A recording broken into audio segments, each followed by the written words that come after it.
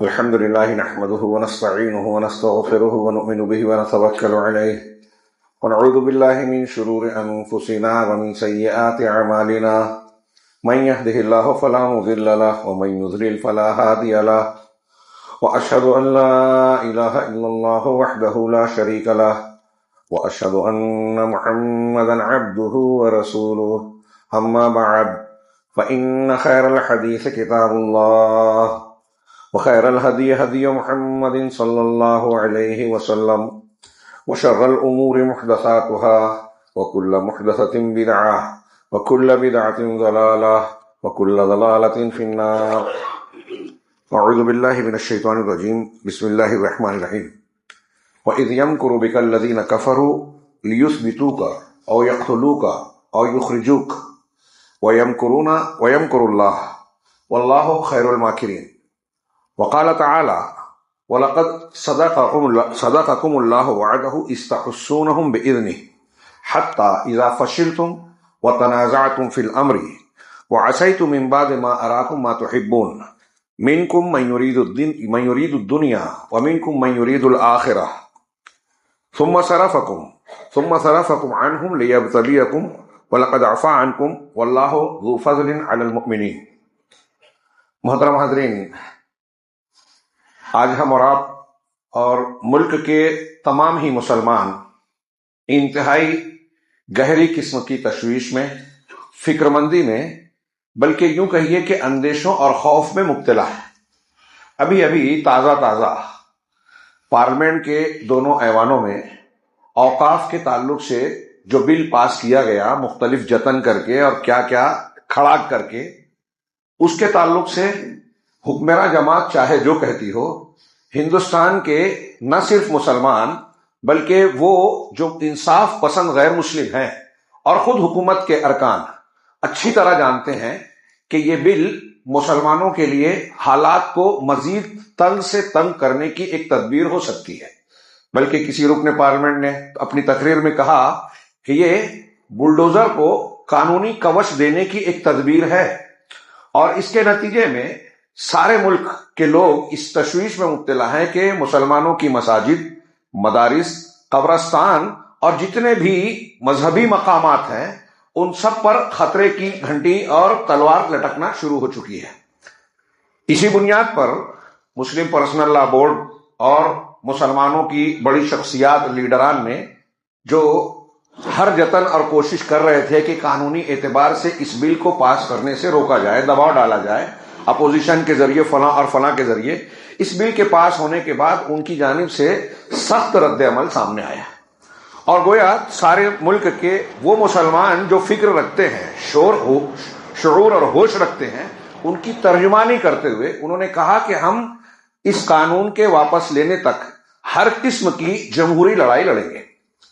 اور بار بار یہ بات دہرائی جا رہی ہے کہ مسلمان آگ بگولا ہے، تشویش میں مبتلا ہے، خوف و ہراس کا شکار ہے. مختلف ریاستوں میں، ملک میں موجودہ حکمراں جماعت کا جو رویہ مسلمانوں کے ساتھ ہے، ہجومی تشدد ہوتا ہے، مساجد میں مندر ڈھونڈا جا رہا ہے، اور کیا قوانین بنائے جا رہے ہیں سڑکوں پر اور حکومتوں میں، مسلمانوں کے ساتھ کون سا سلوک کیا جاتا ہے، کسی سے ڈھکا چھپا نہیں ہے. ایسے میں ان کا یہ دعویٰ کہ اس قانون کے ذریعے سے مسلمانوں کا بھلا کرنا مقصود ہے، کسی کو ہضم نہیں ہو رہا ہے. ایسے ہی جیسے کسانوں کا معاملہ تھا. یہ میں نے تھوڑی سی تمہید بیان کی، اور اس تناظر میں یہ عرض کرنا چاہتا ہوں کہ جب اس قسم کے حالات پیش آتے ہیں تو مسلمانوں کا ایک طبقہ، خاص طور سے نئی نسل اور نوجوان، اس سلسلے میں منفی سوچ کا شکار ہوتے ہیں. علماء مسلمانوں کے بڑے جو سجھاؤ دیتے ہیں، جو تدابیر بتاتے ہیں، اس پر بے اعتباری کا مظاہرہ کرتے ہیں یہ نئی نسل کے لوگ، اور جوشیلی جذباتی باتیں کر کے نہ صرف ان کے خلاف بلکہ خود مسلمانوں میں سلجھی باتیں کرنے والوں کے خلاف لوگوں کو بھڑکاتے ہیں. اور یہ بھی میں ایسا مانتا ہوں، اگر آپ واقعات پر نظر رکھیں تو یہ بھی دراصل دشمنوں کی چال کا ایک حصہ ہے کہ مسلمانوں میں کچھ بیوقوف لوگوں کو استعمال کیا جائے اور ان کا کھیل پورا کا پورا بگاڑا جائے، قانونی اعتبار سے، جمہوری اعتبار سے، بلکہ میں تو یہ کہوں گا شرعی اعتبار سے. ہم جو راستہ اختیار کرنا چاہتے ہیں یا کرنا چاہیے، اس سے ہٹ کر ایسے راستے پر کچھ لوگ چلے جاتے ہیں جس سے مسلمانوں کا نقصان اور دوسروں کا فائدہ ہوتا ہے. جیسے ابھی کچھ لوگ خریدے گئے اور اس بل کی حمایت کر رہے تھے. وہ چاہے جو ہو، سارے مسلمان جانتے ہیں، غیر مسلم بھی جانتے ہیں کہ وہ سچے پکے مسلمان ہے ہی نہیں، وہ خریدے ہوئے تھے. ایسے ہی یہاں بھی ہوتا ہے. فرق یہ ہوتا ہے کہ بعض مرتبہ استعمال ہونے والوں کو یہ پتہ نہیں ہوتا کہ ہم استعمال ہو رہے ہیں. میں ایسے حالات میں مسلمان کیا کرے، آگے کیا کرے، کیا سوچے، اس تناظر میں کچھ باتیں عرض کرنا چاہتا ہوں. اگرچہ یہ کام تھوڑا مشکل نظر آتا ہے، اس میں قربانی دینا پڑتی ہے اپنے جذبات کی، خواہشات کی، اصولوں کو اختیار کرنا پڑتا ہے. اس لیے مسلمانوں میں ہمارے یہاں جو معمول بن چکا ہے، ایک ڈھرا چل چکا ہے کہ ہم اپنی بدعمالیوں، نافرمانیوں، غلط روش کو چھوڑنا نہیں چاہتے. اس لیے یہ جو شریعت، قرآن اور حدیث ہمیں جو حل بتاتے ہیں، مسائل کو حل کرنے کا راستہ بتاتے ہیں، اس کو ہم آسانی سے ہضم نہیں کر پاتے، مشکل نظر آتی ہے. چنانچہ ایک چھوٹی سی موٹی سی بات جو ہم میں کا ہر شخص، نہ صرف کسی ایک مسلک کا نہیں بلکہ سارے مسلمان اس فرمان الہی کو اچھی طرح جانتے ہیں اور اس کا ترجمہ بھی پہچانتے ہیں. اللہ کا یہ فرمان، لَقَدْ كَانَ لَكُمْ فِي رَسُولِ اللَّهِ أُسْوَةٌ حَسَنَةٌ، تمہارے لیے اللہ کے رسول صلی اللہ علیہ وسلم کی شخصیت میں، آپ کی زندگی میں، آپ کی تعلیمات میں بہترین نمونہ ہے. اب یہ نمونہ، جیسا کہ ہمارے ہاں نوجوان سمجھتے ہیں کہ مولوی لوگ بات کرتے ہیں تو ان کی دنیا الگ ہے، سیاست میں، سماجیات میں، ہمارے حالات، واقعات، گھروں میں جو معاملات ہو رہے ہیں اس سے اس کا تعلق نہیں ہے، بہت بڑی غلط فہمی ہے. نبی کریم صلی اللہ علیہ وسلم کی حیات طیبہ اور سیرت طیبہ پر آپ نظر ڈالیے. ہماری زندگی کے نشیب و فراز اور مسائل کو حل کرنے کا بہترین نسخہ ہر سطح اور ہر موڑ پر بیان کرتے ہیں. ہماری سمجھ میں نہیں آتا، ہمارے دماغ میں یہ بات نہیں آتی جب اللہ تبارک و تعالیٰ اور رسول اللہ صلی اللہ علیہ وسلم کے فرامین ہم نقل کرتے ہیں کہ جو تقوی اختیار کرے گا، جو ایمان اور صبر کرے گا، دشمنوں کی چالیں ان پر اثر نہیں کرے گی، اللہ کی مدد ملے گی، ہر مصیبت اور پریشانی سے نکلنے کی راہ دے دے گی. یہ روحانی طاقت سمجھنے. ایک بات دھیان رکھیے، دنیا میں مسلمان ہو غیر مسلم ہو، مادی طاقت کتنی بھی ہو جائے، ہتھیار ہوں، افراد ہوں، تیاریاں ہوں ظاہری، یہ اتنا معنی نہیں رکھتی جب تک کہ ایمانی، معنوی اور روحانی طاقت نہ ہو. اور روحانی طاقت اگر ہماری آپ کی کسی کی مضبوط ہے تو مادی طاقت نہ بھی ہو، اللہ کی مدد کافی ہے. یہ میں ہوائی بات نہیں کہہ رہا ہوں، ہم واقعات پڑھتے ہیں، سنتے ہیں، ہمیشہ دہراتے رہتے ہیں. سیدنا ابراہیم علیہ السلام اکیلے تھے، پوری قوم سے ٹکرا گئے، گھر سے باپ نے نکال دیا، قوم، نمرود وقت کا بادشاہ سب مخالف ہو گئے، آگ میں ڈالا گیا. کیا ہوا؟ کیا یہ کہانی ہے؟ نہیں، واقعہ ہے. اس واقعے کا معاملہ صرف ایسے ہی ہے سرسری طور سے کہ ہو گیا اور سن لیا، ختم کر دیا؟ نہیں، اللہ تعالیٰ نے اسے دہرایا ہے ہمارے اور آپ کے سبق کے لیے کہ آپ کے خلاف بھی نمرودیت کھڑی ہوگی، قوم کھڑی ہوگی، جلانا چاہے گی آپ کو. تو ابراہیم علیہ السلام کے پاس کیا تھا؟ کون سی قوت تھی؟ یہ نوجوان نسل والے غور کریں، کون سے بھیڑ گئے تھے وہ مقابلے کے لیے؟ اکیلے تھے. کون سی قوت تھی؟ روحانی طاقت تھی، ایمانی طاقت تھی. میں اکثر ابھی کہا کرتا ہوں، حضرت یونس علیہ السلام مچھلی کے پیٹ میں تھے. کیا ذریعہ تھا؟ کون سا نیٹ ورک تھا؟ دعا کا، اللہ تبارک و تعالیٰ سے تعلق کا. جناب محمد رسول اللہ، حضرت موسیٰ علیہ السلام، یہ واقعات ہم پڑھتے ہیں. تو میں عرض کرنا چاہتا ہوں کہ سب سے اہم قوت مسلمانوں کے پاس اگر ہے اور ہونی چاہیے، ضروری ہے، وہ ایمانی طاقت، تقوی کی طاقت. اور اسی پر ہم محنت نہیں کرتے کیونکہ تقوی اور ایمان اختیار کرنا بہت مشکل کام ہو گیا ہے. ابھی ہم رمضان المبارک سے فارغ ہوئے، جس کے روزوں اور عبادات کا بنیادی مقصد بتایا گیا لعلکم تتقون، تاکہ تم متقی بن جاؤ، شریعت کے پابند بن جاؤ. لیکن بتائیے، اپنے آپ میں جھانکیے، دوسروں کی بات چھوڑیے، اپنے میں جھانکیے کہ ہم نے اپنے آپ کو کتنا بدلا. رمضان سے پہلے جو ہمارا کاروبار تھا، اگر اس میں حرام تھا تو کیا ہم نے اس کو صاف کرنے کی تدبیر کی کہ رمضان کے بعد اب وہ نہیں کریں گے؟ توبہ کر لیے، اب ہم بدل جائیں گے، سدھر جائیں گے، شریعت کے پابند ہو جائیں گے. کسی کا حق مارا تھا اس کو ادا کر دیں گے، کسی کا قرض ہے طاقت ہوتے ہوئے بھی ہم ادا نہیں کر رہے ہیں، ادا کر دیں گے. کوئی ناراض ہے اس سے معافی مانگ لیں گے. والدین کے، بھائیوں کے اور رشتہ داروں کے ساتھ ہمارے معاملات ٹھیک ٹھاک نہیں ہیں، اسے درست کر لیں گے. کیا ہم نے یہ اختیار کیا؟ یہ اختیار نہیں کرنا چاہتے، جس کو اللہ اور رسول کہہ رہے ہیں کہ برکتوں کا، فضیلتوں کا، اللہ کی مدد اور حفاظت کا اہم ذریعہ ہے. باقی ساری تدابیر ہم کرتے ہیں اور نتیجہ یہ ہے کہ پوری قوم ڈری سہمی ہوئی ہے، اپنے آپ کو بے بس محسوس کرتی ہے، پھر وہ راستے ہمارے نوجوان اختیار کرتے ہیں جو فائدے کی بجائے نقصان پہنچاتا ہے۔ میں صرف سرسری طور سے، بہت ہی محدود وقت ہے، سرسری طور سے سیرت کے کچھ اسباق کی طرف توجہ دلاؤں گا۔ جناب محمد رسول اللہ صلی اللہ علیہ وسلم نے جس دن سے قولوا لا الہ الا اللہ تفلحوا کا اعلان کیا، یہ مقصد کہانی نہیں ہے، قصہ گوئی نہیں ہے، ہمارے لیے محظوظ ہونے کا سامان صرف نہیں ہے یہ، بلکہ ہمیں سبق سیکھنا ہے۔ اللہ تبارک و تعالی ہمارے پروردگار نے کہا ہے رسول کی زندگی میں ہمارے لیے نمونہ ہے، تو یہ جو صورتحال پیش آ رہی ہے اس میں کیا نمونہ ہے؟ بہت سا نمونہ ہے۔ میں 2-4 چیزوں کا صرف ذکر کر پاؤں گا محدود وقت میں۔ اللہ کے نبی صلی اللہ علیہ وسلم نے اکیلے دعوت توحید دی، قولوا لا الہ الا اللہ تفلحوا، صفا کی پہاڑی سے۔ اس کے بعد سے مکی زندگی میں کیا ستم اور ظلم آپ پر ڈھائے گئے ہم اور آپ جانتے ہیں۔ مکی زندگی پوری مظلومیت و مقہوریت کی، دنیاوی اعتبار سے جناب محمد رسول اللہ صلی اللہ علیہ وسلم کے پاس کون سا سادھن تھا، کون سی طاقت تھی، حکومت تھی؟ کچھ بھی نہیں۔ آپ کے ساتھ کیا کچھ نہیں کیا گیا؟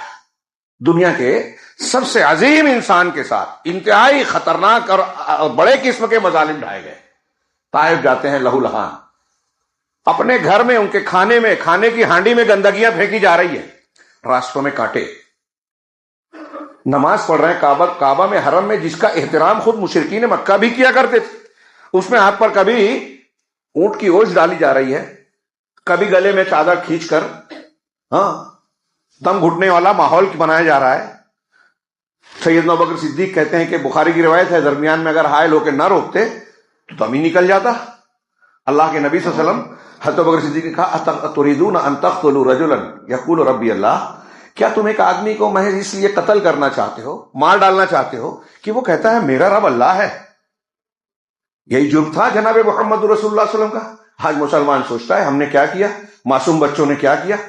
غزہ میں بم برس رہے ہیں، یہاں قانون برس رہے ہیں، بلڈوزر چل رہے ہیں، مسجدوں کو، قبرستانوں کو بری نگاہوں سے دیکھا جا رہا ہے، مسلمانوں کی زمینیں ہتھیائی جا رہی ہے، جو خالص مذہبی معاملہ ہے اس کو غیر مذہبی کہا جا رہا ہے، اور آدمی سمجھتا ہے کہ پھر یہ ہمیں کچھ الٹا سیدھا کام کرنا چاہیے۔ نبی کریم صلی اللہ علیہ وسلم کے ساتھ کیا ہوا؟ آپ نے کیا کیا؟ کون سی تدبیر تھی جو کفار مکہ نے آپ کے خلاف نہیں کی؟ لالچ دیا، دھمکی دی، دباؤ ڈالا، حکومت کی پیشکش کی، خوبصورت لڑکی کے سے شادی کر دینے کی پیشکش کی، بادشاہ بنا لینے کی پیشکش کی، آپ کے ساتھیوں اور رفقا کے لیے زمین تنگ کر دی گئی۔ حضرت بلال، حضرت خباب، حضرت خبیب اور دوسرے سابقون الاولون مسلمان رضی اللہ عنہم، ان کے ساتھ کیا کچھ کیا گیا؟ تھوڑا سا یاد تازہ کیجیے۔ کیا جرم تھا ان کا؟ کفار مکہ کو کوئی نقصان پہنچایا تھا؟ نہیں، لا الہ الا اللہ کہا تھا۔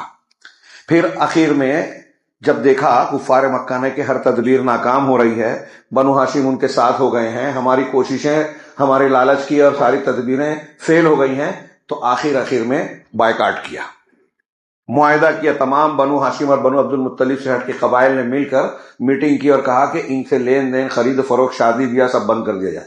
3 سال تک شیب ابی طالب میں رہے، تفصیل میں نہیں جانا چاہتا، موقع ہی نہیں ہے۔ 3 سال، تھوڑی دیر کے لیے غور کیجیے، 3 سال جناب محمد رسول اللہ صلی اللہ علیہ وسلم اور آپ کے مسلمان کافر سارے رشتہ دار اور سارے مسلمان شیب ابی طالب میں ہیں، کوئی چیز خرید نہیں سکتے، باہر سے قافلے آ رہے ہیں، مکہ والے مہنگا کر دے رہے ہیں، خریداری جو ہے ان کے لیے بہت ناممکن سی ہو گئی، پتے چبا کر، چھالیں چبا کر گزارا کرنا پڑ رہا تھا۔ رات کے اندھیرے میں جب مسلمان بچے بھوک سے بلکتے تھے تو مکہ کے گھروں تک آواز جاتی تھی، اندازہ لگائیے، چوری چھپے کچھ پہنچ جائے، چند رشتہ داروں نے کچھ پہنچایا۔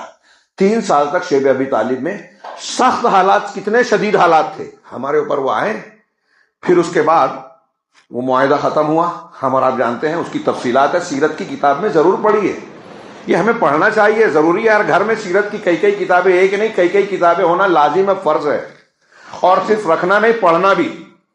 چنانچہ اس کے بعد کیا ہوا، جب مدینہ والوں نے بیعت کر لی، بیعت اول، بیعت ثانیہ، اور استحکام ہوتا جا رہا ہے، حضرت امیر حمزہ مسلمان ہو گئے اور کئی ایسے طاقتور لوگ مسلمان ہو گئے، تو لگا کہ ان کی طاقت تو بڑی مضبوط ہو رہی ہے، میٹنگ کی دارالندوا میں، سازش کی، اس کا تذکرہ قرآن میں سورہ انفال آیت نمبر 30 جو میں نے ابھی پڑھی، وَإِذْ يَمْكُرُوا بِكَ الَّذِينَ كَفَرُوا، اور جب کافر لوگ تدبیر سوچ رہے تھے، مکر کر رہے تھے، سازش کر رہے تھے، داؤ چل رہے تھے، آپس میں تدبیر سوچ رہے تھے، وَإِذْ يَمْكُرُوا بِكَ الَّذِينَ كَفَرُوا، کافر لوگ آپ کے بارے میں تدبیر سوچ رہے تھے، کیا سوچ رہے تھے؟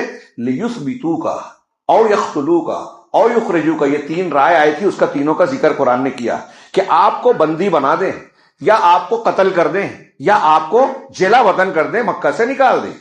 دونوں رائے جیلا وطنی کی اور بندی بنانے کی رائے رد کر دی گئی کہ اس میں تو بعد میں مسئلہ ہو سکتا ہے۔ اچھا طریقہ یہ ہے، ابو جہل نے رائے دی کہ سارے قبیلے کے ایک ایک جوان مل کر یکبارگی ایک آدمی کی طرح حملہ کریں، سب میں خون بڑھ جائے گا، بنو ہاشم اور بنو عبد المطلب جو ہے سب سے لڑ نہیں پائیں گے، دیت دے کے چھٹکارا لے لیں گے۔ یہ طے ہوا، اور پھر شب ہجرت اللہ کے نبی صلی اللہ علیہ وسلم کے گھر پر سارے قبیلے کے لوگوں نے تلواریں لے کر گھیرا ڈالا۔ واقع ہم جانتے ہیں، اللہ تبارک و تعالیٰ نے یہ انہوں نے چال چلی، اسی کا ذکر کیا، وَإِذْ يَمْكُرُوا بِكَ الَّذِينَ كَفَرُوا، کافر لوگ مکر کر رہے تھے، اللہ تبارک و تعالیٰ نے ان کے درمیان سے نکالا اور غار تک پہنچایا۔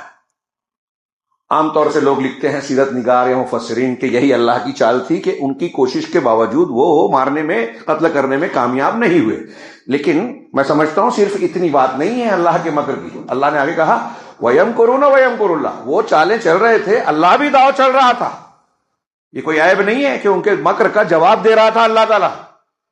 وَيَمْكُرُونَ وَيَمْكُرُ اللَّهُ وَاللَّهُ خَيْرُ الْمَاكِرِينَ، اور اللہ سب سے بہترین تدبیر چلنے والا ہے۔ اللہ کی تدبیر کیا ہوئی؟ آپ گھر سے غار پہنچے، ڈھونڈنے والے جب 100 اونٹ کے انعام کے لالچ میں ہر طرف تلاش اور جستجو مچی تو کچھ لوگ غار تک بھی پہنچ گئے۔ سیدنا ابوبکر صدیق نے کہا کہ اللہ کے رسول صلی اللہ علیہ وسلم اگر وہ پیر کی طرف دیکھ لیں تو ان کی نگاہ ہم پر پڑ جائے گی۔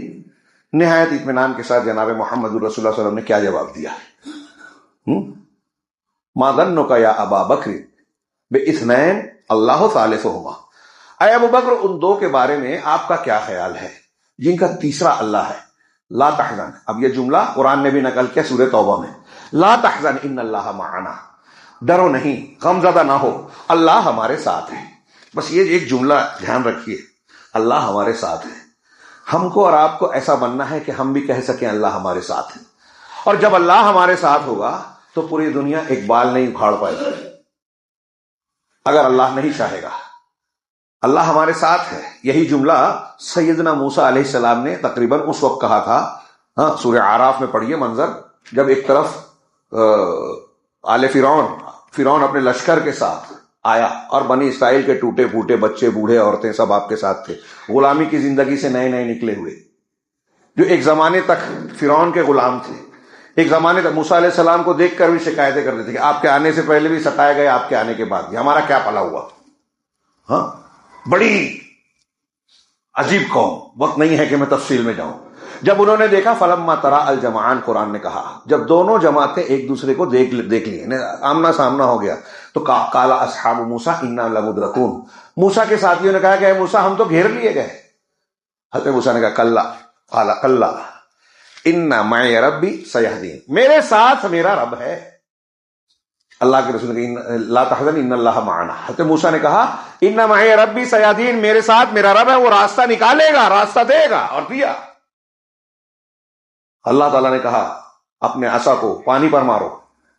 اب دیکھیے پانی پر مارنے سے کیا ہوتا ہے ایسا، لیکن اللہ کو راستہ بنانا تھا، بغیر پانی پر مارے بھی اللہ تعالیٰ راستہ بنا سکتا تھا۔ اہل علم نے لکھا کہ اس کا مطلب یہ ہے کہ حضرت موسیٰ سے کہا پانی پر عصا مارو، ایک انسان مسلمان جو کر سکتا ہے، آپ کی ہماری طاقت میں جو ہے ہمیں وہ کرنا چاہیے، نتیجہ اللہ دے گا۔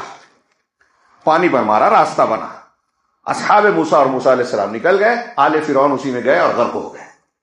یہ کوئی کہانی نہیں ہے، واقعہ ہے، اور عبرت نہ، قرآن نے اسی لیے بار بار ذکر کیا۔ اسی واقعے کی مناسبت سے عاشورہ کا روزہ رکھا جاتا ہے کہ ہم اس واقعے کو تازہ کریں، یاد کریں کہ ایسے مواقع پر ہمیں اس سے سبق ملے۔ مگر ہم روایتی اور ظاہری قسم کے دین پر عمل کا پیرا ہونے والے ہو گئے۔ اللہ کے رسول صلی اللہ علیہ وسلم نے کہا یہاں بھی مدد فرمائی، اور اسی آیت میں آپ آگے پڑھیے کہ اللہ تعالیٰ نے ایسے لشکر کو بھیجا ان پر، فانزل اللہ سکینتہ علیہ، فانزل اللہ علیہ سکینتہ، اللہ نے ان پر اپنی سکون کو، سکینت کو نازل کیا، اور ایسے لشکر سے مدد فرمائی جس کو تم نہیں دیکھ سکتے، فرشتوں کے ذریعے غار میں، گھر سے نکالا، غار میں پہنچایا۔ اب غار سے مدینہ پہنچ رہے ہیں۔ مدینہ پہنچنے کے 7ویں سال، 7 سال بعد، 7 سال 8ویں سال میں اللہ کے نبی صلی اللہ علیہ وسلم 10,000 کا لشکر لے کے، گروہ لے کر مکہ لوٹ رہے ہیں۔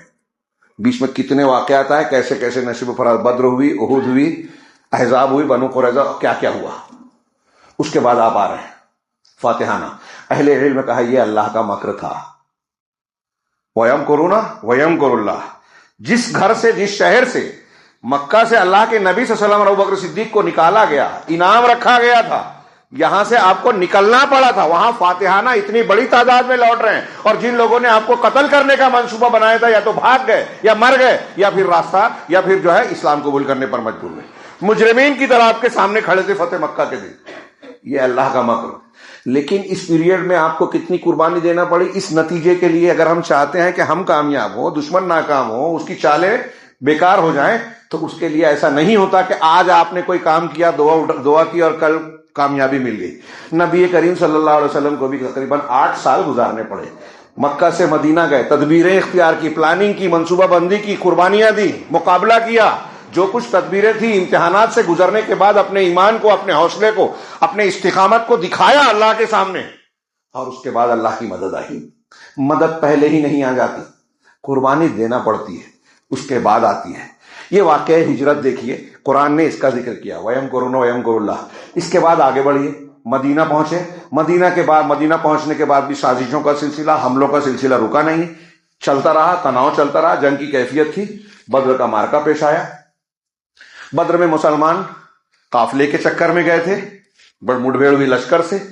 سورہ انفال کا بیشتر حصہ، بلکہ تقریباً پورا حصہ، پوری سورہ انفال لگ بھگ، تھوڑا کچھ چھوڑ کر، پوری سورہ غزوہ بدر کے تناظر میں نازل کی گئی۔ پڑھیے اسے۔ اللہ تعالیٰ نے اپنے کلام میں اتنی تفصیل بیان کی، تو بیکار چیز نہیں ہے ہمارے آپ کے درس کے لیے، کہ فتح و شکست کے، نصرت و مدد کے کیا اسباب ہوتے ہیں بدر میں نظر آئے گا۔ فرشتے کیوں نازل ہوئے، اللہ کی مدد کیوں آئی؟ فضائے بدر پیدا کر، فرشتے تیری نصرت کو اتر سکتے ہیں گردوں سے، قطار اندر قطار اب بھی۔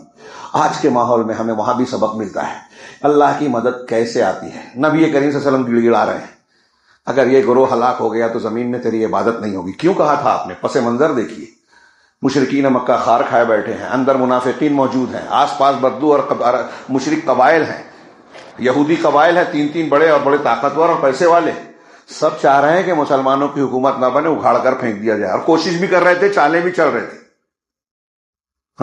اگر بدر میں مسلمان شکست کھا جاتے ہیں تو کوئی نیا مسلمان ہونے کی ہمت نہیں کرتا، ہر دشمن مدینہ پر حملہ آور ہوتا، اینٹ سے اینٹ بجا دیتا۔ آگے چلیے، احد میں یہ قرآن نے سورہ آل عمران میں تقریباً 60 آیتیں نازل کی ہیں غزوہ احد کے۔ میں نے اس کا ایک آیت پڑھی آپ کے سامنے، آیت نمبر 153۔ اس سے پہلے پڑھی کہ رسول پکار رہے تھے، تم بھاگے چلے جا رہے تھے، ایک دوسرے کی طرف متوجہ بھی نہیں ہو رہے تھے، لیکن ابتدا میں اللہ نے کہا کہ وَلَقَدْ صَدَقَكُمُ اللَّهُ وَعْدَهُ، اللہ نے تو اپنے وعدے کو سچ کر دکھایا، اِسْتَحُسُّونَهُمْ بِإِذْنِهِ، جب تم انہیں اللہ کی توفیق سے کاٹے جا رہے تھے۔ غزوہ احد میں بھی مسلمانوں کے 3 پٹ سے زیادہ تھے، 1000 مدینہ سے نکلے، 3000 ادھر سے آئے۔ مقام شوط پر ایک دوسرے کو جب دیکھ رہے ہیں، عبداللہ بن ابی بن سلول اپنے ساتھ 300 لوگوں کو لے کر واپس لوٹ گیا، 1000 سے 700 ہو گئے مسلمان اس وقت، جبکہ دشمن نظر آ رہا ہے۔ مدینہ میں یہ رک سکتے تھے، لیکن دشمن کا حوصلہ بڑھانے اور اپنے لوگوں کا حوصلہ توڑنے والا کام، جیسے یہاں بل کو پاس کرانے، بل کی تائید کرنے کے لیے کچھ مسلمان ہوتے ہیں، عبداللہ بن ابی بن سلول کے گروپ کے، ایسے لوگ ہوتے ہیں، ہر زمانے میں رہیں گے، اور پوری تاریخ میں ایسے لوگوں نے ہمیشہ نقصان پہنچایا ہے اور رہیں گے۔ یہ ہمارا امتحان ہے۔ پڑھیے ان آیتوں کو پڑھیے، ٹائم نہیں ہے، میں اس پر بحث نہیں کر سکتا، واقعات بیان نہیں کر سکتا۔ یہ آیت میں نے ایک آیت پڑھی، پھر کیا ہوا؟ حتی اذا فشلتم، مسلمانوں کی کمزوری بتائی اللہ نے، اور پھر اسباب بتائے کہ فتح کا نقشہ بدل کیوں گیا۔ حتی اذا فشلتم، جب تم نے پست ہمتی دکھائی، کمزور پڑ گئے، وَتَنَازَعْتُمْ فِي الْأَمْرِ، اور آپس میں اختلاف کیا. نبی کریم صلی اللہ علیہ وسلم نے 50 تیر اندازوں کو پچھلی گھاٹی پر بٹھایا تھا کہ ہمارا کچھ بھی ہو، ہار ہو جیت ہو، ہماری لاشوں کو پرندے نوچ لیں لیکن اس جگہ سے نہیں ہٹنا. لیکن جب فتح کا منظر ہوا، دشمن بھاگنے لگا، کچھ مسلمان میدان میں جو ہے مال غنیمت سمیٹنے لگے، تو یہاں اختلاف ہوا. اختلاف یہ تو اجتہادی تھا، ظاہری تھا. ہاں، اللہ کے نبی صلی اللہ علیہ وسلم کے کئی صحابہ نے کہا کہ مقصد جو تھا پورا ہو گیا، اب ہمیں جاننا چاہیے، ہمیں بھی غنیمت سمیٹنا چاہیے. اختلاف ہوا. سپہ سالار نے حضرت عبداللہ بن جبیر، سعید بن جبیر جو تھے وہاں کے کمانڈر، انہوں نے روکا. اللہ کے نبی صلی اللہ علیہ وسلم نے منع کیا تھا، نہیں مانے. 40 لوگ ہٹ گئے اور مصروف ہو گئے. پیچھے سے خالد بن ولید کے دستے نے حملہ کیا. وہ 40 لوگ جو صحیح اللہ کے رسول کے حکم پر تھے، پہلے وہ شہید ہوئے. جب قوم پوری غلطی کرتی ہے یا قوم کا بیشتر حصہ غلطی کرتا ہے تو جو مصیبت آتی ہے اچھے اور برے دونوں پر آتی ہے. حالانکہ انہوں نے روکا. اچھا، یہ الگ بات ہے کہ وہ شہید ہو کے اعلیٰ مقام پر پہنچے 10 لوگ، لیکن جنگ کا نقشہ پلٹ گیا. مسلمانوں کا بھاری نقصان. بدر میں 70 مشرکین مارے گئے تھے، احد میں 70 صحابہ شہید ہوئے. نبی کریم صلی اللہ علیہ وسلم زخمی ہوئے، آپ کے گھٹنے، آپ کے رخسار مبارک میں خود کی کڑیاں دھنس گئی. یہ ساری چیزیں بھی اللہ تعالیٰ نے اس کے اسباب بتائے کہ کیوں ایسا ہوا. تم نے نافرمانی کی. وَعَصَيْتُم مِّن بَعْدِ مَا أَرَاكُم مَّا تُحِبُّونَ، تم کو جو پسند تھا مال غنیمت، اس کو اللہ نے جب دکھایا تو تم نے نافرمانی کی. مِنكُم مَّن يُرِيدُ الدُّنْيَا، اللہ نے فرمایا کہ تم میں کچھ ایسے تھے جو دنیا چاہتے تھے مال غنیمت کے پیچھے لگ کے. وَمِنكُم مَّن يُرِيدُ الْآخِرَةَ، اور کچھ ایسے تھے جو آخرت چاہتے تھے، یعنی مال اللہ کے رسول صلی اللہ علیہ وسلم کے حکم سے ٹلے نہیں، ہٹے نہیں، وہ آخرت چاہتے تھے. اللہ تعالیٰ نے کہا ثم صرفکم عنہم، اللہ تبارک و تعالیٰ نے پھر تم کو ان سے پھیر دیا، کفار سے ہٹا دیا، مال کی طرف چلے گئے کچھ لوگ. ہاں، کیوں کیا؟ لیبتلیکم، تاکہ تم کو آزمائے. غور کیجئے، یہ حکمت ہے.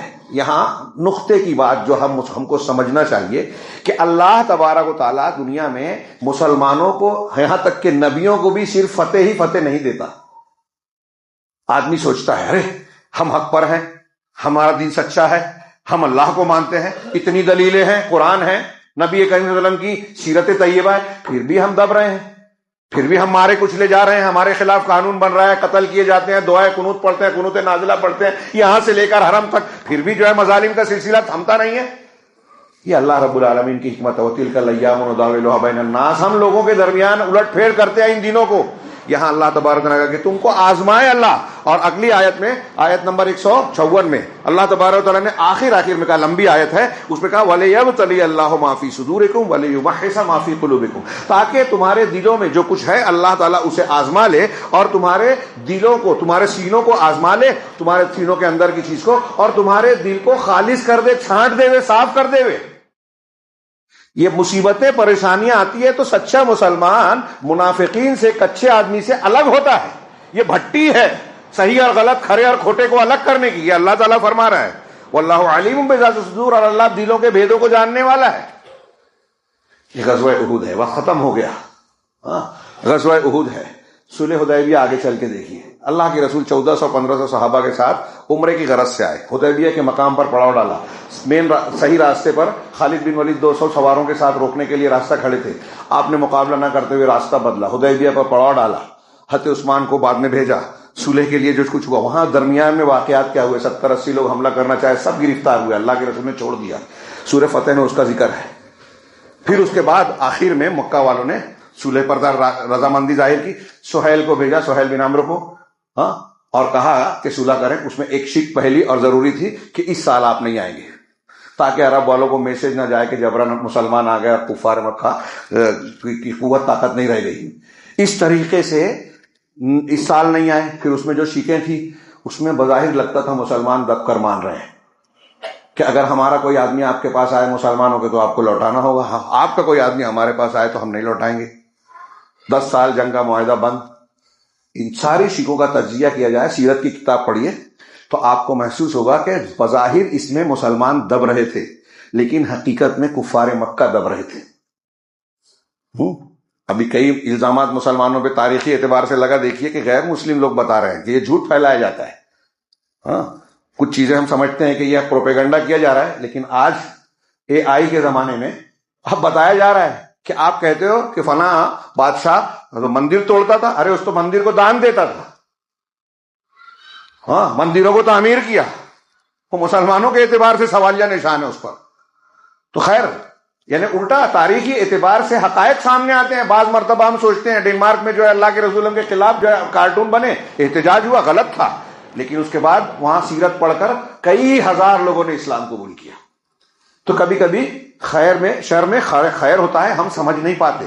تو اللہ تبارک و تعالیٰ نے صلح حدیبیہ میں فتح، اس کے بعد قرآن نازل ہوا. حضرت عمر جا کے اللہ کے رسول سے، ابو بکر صدیق سے اعتراض کر رہے تھے، کیا ہم حق پر نہیں ہیں؟ کیا ہمارے مقتولین جنت میں، ان کے مقتولین جہنم میں نہیں ہیں؟ پھر ہم یہ دب کر کیوں معاہدہ کر رہے ہیں؟ اللہ کے رسول نے کہا میں اللہ کا رسول ہوں اور اس کی خلاف ورزی نہیں کر سکتا. پھر ابو بکر صدیق نے بھی ایسا ہی جواب دیا، اور جاتے جاتے پوری سورہ فتح نازل ہوئی. انا فتحنا لک فتحا مبینا، پہلا ہی جملہ، ہم نے آپ کو فتح مبین عطا کی. حضرت عمر کہتے ہیں اللہ کے رسول سے جا کے کہ کیا اللہ کے رسول یہ فتح مبین ہے؟ کہا ہاں. شرمندہ ہو گئے، ہماری طرح نہیں تھے کہ قرآن حدیث کے سامنے بھی اپنی عقل چڑھائیں. اللہ کا فرمان ہے، قبول کر لیا. اس کے بعد شرمندہ ہو گئے، معافی مانگتے رہے، توبہ استغفار اور صدقہ و خیرات کرتے رہے تاکہ میری وہ غلطی معاف ہو جائے. حضرت عمر یہاں تک کہ کہا کہ میں مطمئن ہو گیا کہ اللہ مجھے معاف کر دے گا. پہلے یہ حضرت عمر کو اور کئی صحابہ کو اللہ کے رسول نے جب کہا کہ اپنا جانور ذبح کر لو، بال کاٹ لو، تو لوگ تیار نہیں ہوئے، غم میں اندوہ میں کہ ہم تو دب گئے. واقعات پڑھیے، وقت نہیں ہے، بڑھ گیا. میں اس کی طرف بھی اشارہ کر کے یہ کہنا چاہ رہا ہوں کہ ایک مسلمان کو اللہ کے وعدوں پر اعتماد ہونا چاہیے. اور اللہ کا وعدہ قیامت تک کے اہل ایمان کے لیے یہ ہے کہ اگر آپ ایمان والے رہیں گے، متقی رہیں گے، صبر کریں گے تو والعاقبۃ للمتقین. قرآن کا ایک جملہ یاد رکھنا چاہیے ہمیشہ، میں نے کئی مرتبہ کہا ہے، والعاقبۃ للمتقین، یہ اللہ کا فرمان ہے کہ نتیجہ انجام متقیوں کے حق میں ہی رہے گا. آپ کو اور ہمیں دین کے دائرے سے باہر نہیں جانا ہے. غلط کو غلط، صحیح کو صحیح کہنا ہے. ہم صحیح کی تائید میں، غلط کی تردید میں جو دائرے میں رہ کر سکتے ہیں، ہماری جو قوت و طاقت ہے اسلام کے اور قانون کے دائرے میں رہتے ہوئے ہمیں وہ کرنا ہے. اور ایسے میں ہمیں اس بات کا یقین رہنا چاہیے کہ باطل کو بالآخر سرنگوں ہونا ہی ہے، حق اور اہل حق کو غالب ہونا ہی ہے. یہ طے بات ہے، یہ ہمارا ایمان ہونا چاہیے. جو ایسا نہیں رکھتا وہ قرآن نہیں مانتا، میں ایسا مانتا ہوں. اور ابھی جیسا کہ میں نے عرض کیا کہ ہم رمضان کے روزوں سے فارغ ہوئے، جس نے ایک مہینے کی عبادات کے تناظر میں ہم کو متقی بنایا، جس میں ہم نے روزے رکھے، قیام کیا، تراویح پڑھی، اللہ کے راستے میں خرچ کیا، تلاوتیں کی، ذکر و اذکار کیا، توبہ استغفار کیا، اعتکاف کیا. کیا اس کے ذریعے سے ہم متقی ہوئے؟ یہ جائزہ لینا چاہیے. اور رمضان تک کے لیے صرف جہنم کا ڈر ہے ہمارا؟ رمضان تک کے لیے نماز کی فرضیت ہے، دین اور شریعت کے احکامات ہیں؟ اگر ہم ایسا سمجھتے ہیں تو قانون بنتا رہے گا، مسلمان بے عزت ہوتا رہے گا، ہم چیختے چلاتے رہیں گے. وقت ہوتا تو میں یہ بھی بیان کرتا کہ جب ہم متقی پرہیزگار بننا چاہتے ہیں، اللہ کی مدد کے حقدار ہونا چاہتے ہیں، جو میرے پورے خطبے کی کوشش ہے سمجھانے کی کہ ایمان اور تقوی صبر پیدا کیا جائے، تو سب سے بنیادی سوال یہ ہے کہ ایمان تقوی صبر کیسے پیدا کیا جائے. ہمارے یہاں سب لوگ یہ بات کرتے ہیں، لیکن کوئی اپنا مسلک چھوڑنا نہیں چاہتا، کوئی اپنا شرک چھوڑنا نہیں چاہتا، کوئی اپنی بدعت سے توبہ کرنا نہیں چاہتا. جو جس کا طریقہ ہے وہ اسی پر سمجھتا ہے کہ یہی ایمان ہے. یہ بھی ایک بہت بڑی مصیبت ہے. یہ تو ہم بات کرتے ہیں کہ بھئی چوری، ڈکیتی، زنا، موبائل کا غلط استعمال، کسی کا حق مار لینا، رشتے کاٹ لینا، یہ چھوڑا جائے، اس کی توبہ کی جائے، یہ سب لوگ مانتے ہیں. لیکن شرک کرنے والا شرک کو دین سمجھ رہا ہے. عید الاضحیٰ، عید الفطر اور جمعہ کے علاوہ نئے نئے تہوار منانے والے کو جب بولو تو وہ سمجھتا ہے کہ ہمارے مسلک کے اوپر حملہ ہو رہا ہے. وہ اس کو اپنے دین کا اور اپنے انا کا مسئلہ سمجھتا ہے. جب آپ غلط دین کو دین بناتے ہو تو اللہ کے دین کا مذاق اڑا رہے ہو، اور اللہ تعالیٰ کا عذاب آئے گا اس پر. نبی کریم صلی اللہ علیہ وسلم کی سنتوں کو قدم قدم پر رد کر رہے ہو، بدعتوں کو اختیار کر رہے ہو، تو اللہ کی مدد نہیں آئے گی. اللہ تعالیٰ سے دعا ہے کہ وہ ہمیں صحیح دین کو سمجھنے، اسے اختیار کرنے کی توفیق عطا فرمائے. ہمیں اس راستے کو اختیار کرنے کی توفیق دے جو اللہ کی مدد کا حقیقی معنی میں مستحق بناتا ہے. اور اس کام کے لیے ہمیں اور آپ کے لیے انتہائی ضروری ہے کہ ہمارا گھر گھر صحیح اسلامی عقیدے، صحیح منہج اور صحیح تربیت کا گہوارہ بنے. پھر سے یہ جملہ دھیان رکھیے، صحیح عقیدہ. اپنے بچوں کو صحیح عقیدہ ہم اس وقت سکھائیں گے جب خود سیکھیں گے. ہمیں خود ہی نہیں پتا توحید کسے کہتے ہیں، توحید لا الہ الا اللہ کی شرطیں کیا ہے، تو ہم بچوں کو کیا سکھائیں گے؟ بڑا افسوس کا مقام ہے یہ، بہت زیادہ افسوس کا۔ جب ہمارا عقیدہ ہی صحیح نہیں ہے تو ایمان کر کے فائدہ کیا؟ سیکھیے، مسجدوں میں دروس کا اہتمام کیجیے۔ ذمہ داران مسجد سے میں گزارش کروں گا آخر میں کہ عقیدے کی کتابوں کے دروس شروع کیجیے، اور ہر سرپرست سے کہوں گا کہ آپ کا ہمارا فرض ہے کہ ہمارے گھر میں جو بچہ آپ کے میرے ذمے ہے، اس کو اگر توحید نہیں آئی، وہ ڈاکٹر بن گیا، انجینئر بن گیا، سائنٹسٹ بن گیا، وزیر اعظم بن گیا، لیکن توحید نہیں معلوم ہے اگر، تو اللہ کے یہاں ہم سے بڑا ناکام بدقسمت نہیں ہے، اور جواب دینا پڑے گا۔